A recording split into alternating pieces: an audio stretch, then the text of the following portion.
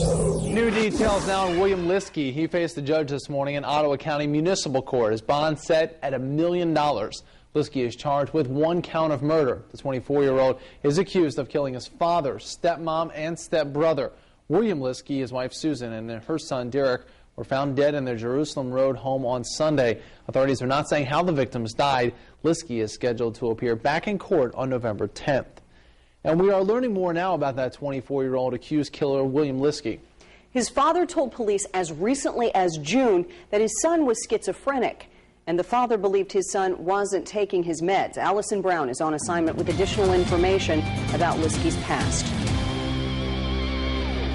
The Ottawa County Sheriff's Office sent us several reports today stemming back to 2004. The information tells us more about Liske and how his parents were concerned, even scared for their own safety. As recently as June, a domestic dispute caused Ottawa County Sheriff's deputies to show up at the Liske home on North State Route 2. William Liske told authorities his son was violent, pushed and yelled at him. However, he didn't want to press charges, but stressed that his son was mentally ill and needed to take his meds. There was some indication that there had been some arguments and some disagreements at the residence. Our office has been called there. Another troubling incident back in 2004. Susan Liske made a statement there was a confrontation between her and her stepson. She said, "He screamed like a baby and called me more names and came at me at full force.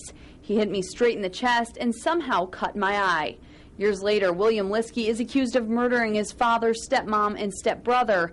Dr. Christopher Lane says it is troubling, but people dealing with a loved one with mental illness should keep safety priority one. The minute there's any kind of hint of real physical violence, pushing or threatening or whatever, probably they should get the police involved. If you're dealing with a relative who's mentally ill and who keeps doing mean things, don't just assume that the meanness comes out of a mental illness. Now the family says the bodies of their loved ones were released to them today, and they are planning funeral arrangements. On assignment, Allison Brown, Fox Toledo News.